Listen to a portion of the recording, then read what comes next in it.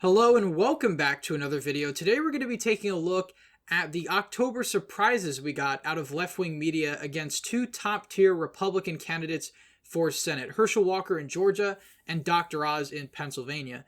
Now, it wouldn't be a campaign season without October surprises. We have them essentially every cycle, so this isn't really a surprise, and both sides engage in this sort of oppo research against their opponents. A lot of this stuff is probably found out about months before, but is really kept under wraps until October, when the general electorate is actually paying attention to politics. So we're going to take a look at these allegations and ultimately determine what impact, if any, they will have on the general election, and really what effect this is going to have on the candidates themselves and their image among regular general election voters. So we're going to get into all of that in just a second, but first, before we begin, if you're new to the channel, please consider subscribing down below and liking this video if you enjoy. So we've got two main hit pieces to go over, one from the Daily Beast against Herschel Walker, and then one, of course, from Jezebel against Dr. Oz. One of these allegations, I think, has much more merit and will probably have a much deeper impact than the other. Of course, we'll get into that as we go on throughout the video. But first, we're going to take a look at Herschel Walker. Now, a lot of people have been familiar with Herschel Walker's past infidelity. It's something he's been open about and something he's been trying to move away from. He's been trying to reinvent himself as a more Christian, upright candidate for the general election. And ultimately, he's been trying to move away from this past that he's had. And many people have forgiven him in the general electorate for this. But of course, we have this new bombshell come out on Monday, essentially alleging that Herschel Walker, who is running as a strictly pro-life candidate with no exceptions, decided to pay for an abortion for one of his mistresses. Now, the Daily Beast is alleging that Herschel Walker paid $575 for this mystery woman to have an abortion, and then paid $700 total for recovery fees and all this other stuff. So essentially, they claim to have the receipts for this. They also have a picture of a get well card that Herschel Walker allegedly sent to this woman. It does have his signature on it, of course.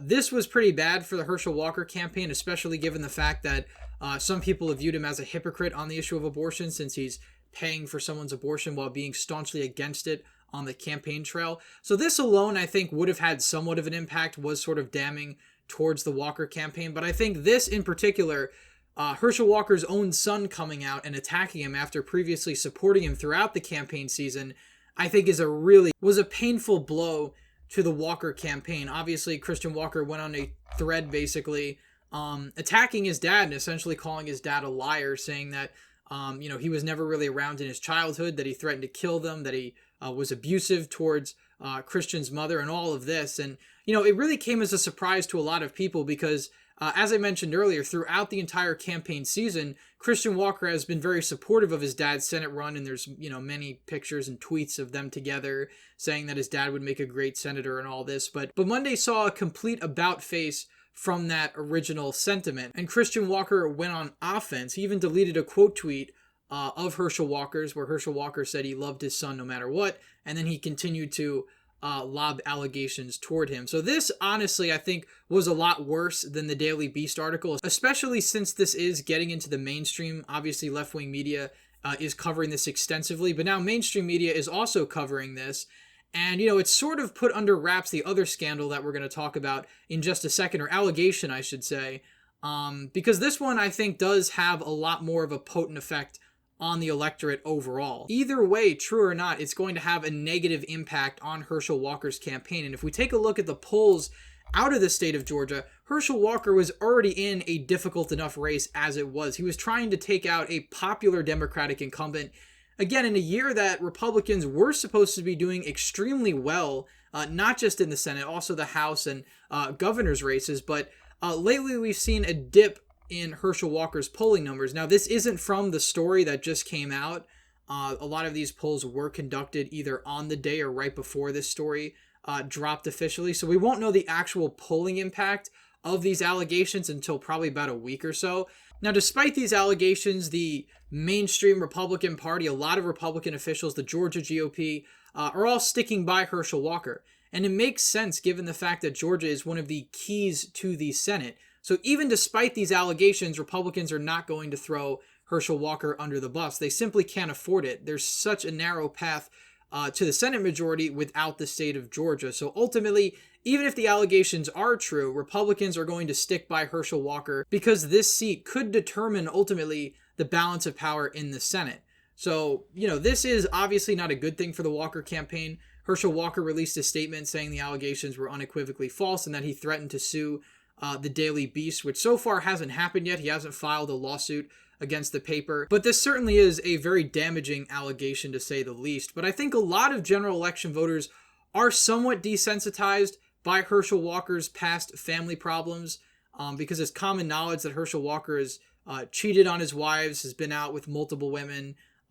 He's been somewhat open about that. Of course, the secret kids scandal happened a couple of months ago. That really didn't seem to have a huge impact on him that much. Again, there was a period where he was down in the polls. Then there was a period where he was back up earlier in August and September. Now he's basically mostly down in the polls again. So we'll have to see ultimately in a week or so how damaging these allegations actually are. But it certainly isn't a good thing for a candidate to have an allegation that they paid a woman for an abortion when they're running a pro-life with no exceptions campaign. Now, ultimately, I don't think a lot of Republicans are going to leave Herschel Walker because of this. Our country is just too partisan and divided. The political climate just doesn't allow for it. But even just losing 0.5 or 1% of the electorate in the state of Georgia could cost Herschel Walker this Senate seat. And taking a look at how close Georgia was back in 2020, a state Biden only won by 0.2%, and Raphael Warnock only won this race by 2 points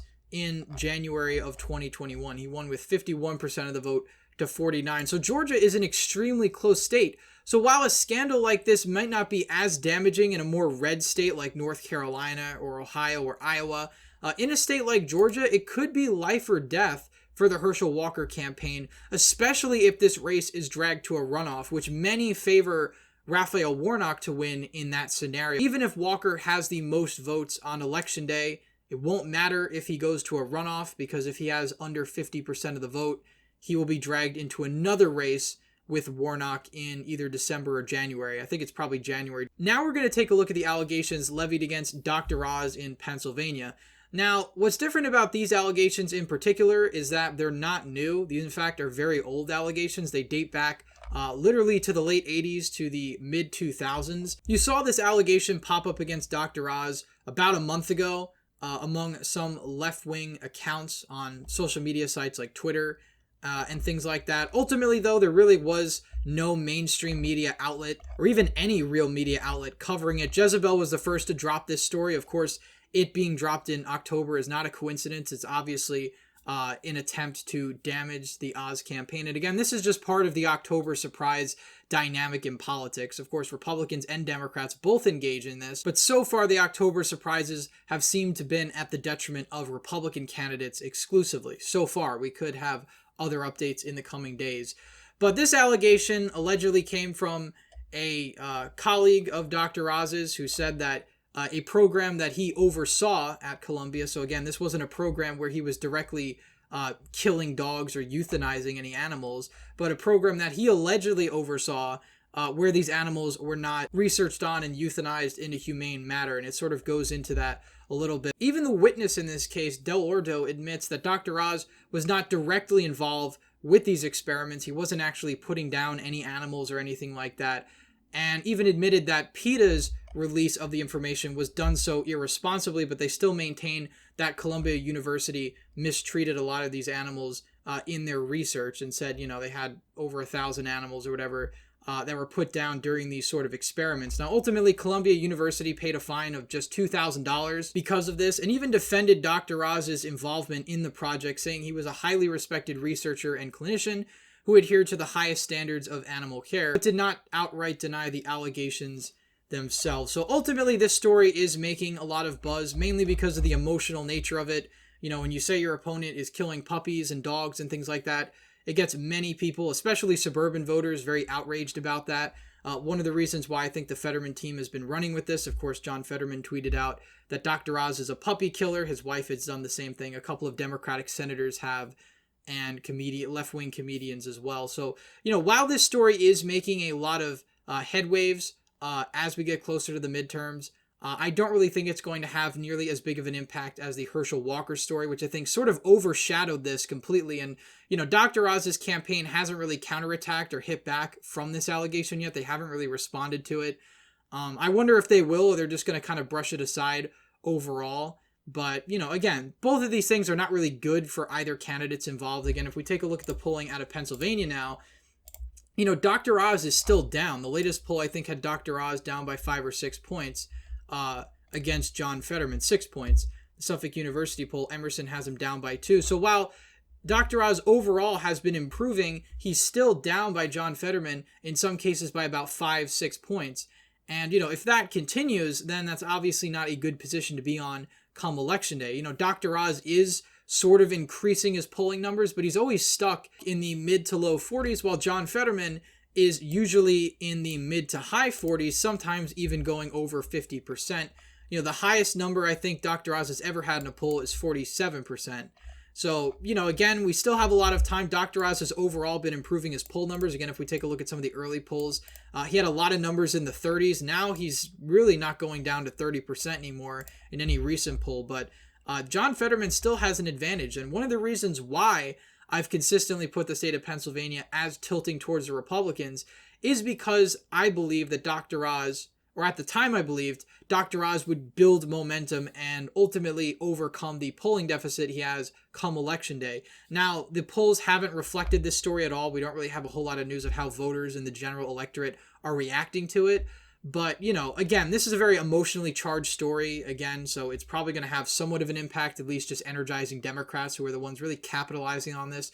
There haven't been any Republicans or anything that have abandoned Oz over this, especially given the shady nature of the allegations being alleged.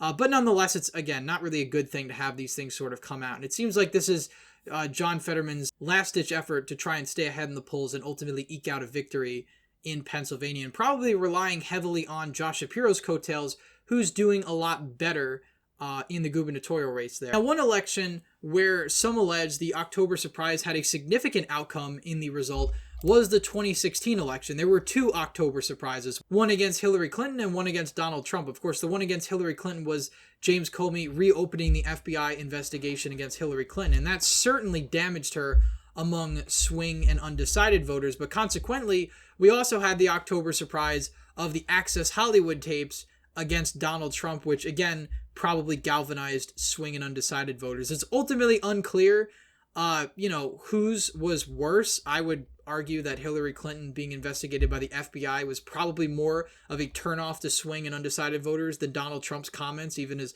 bad as they were. And I think it's clear, given the results we have in some of these swing states. Again, Ohio, Hillary Clinton only got 43% of the vote in Ohio, 47% in Pennsylvania, 47% in Michigan, 46% in Wisconsin, 41% in Iowa. Iowa was a state that Barack Obama won with 51 or 52% of the vote just 4 years earlier. So while there's other factors contributing to this candidate quality, the scandals against Hillary Clinton, I think, really dragged down her campaign and ultimately were the reason she lost, because 2016, in my opinion, was not a referendum on Donald Trump. It was a referendum on Hillary Clinton and the Democratic Party. If it was a referendum on Donald Trump would have lost 2016. And one of the reasons I think Trump lost the 2020 election is because 2020 was a referendum on Trump, his demeanor, and his presidency. 2016 was more of a referendum on Hillary Clinton, and ultimately the nation rejected both of them. So anyway, we're going to see how these October surprises play out in the coming weeks. Obviously, we're getting very close to the midterm elections. We're almost a month away now, so we're going to try and do daily content on this channel. So if you aren't subscribed, please subscribe now. Hit the thumbs up if you enjoyed this video. As always, again, thank you all for watching, and I hope to see you in the next one.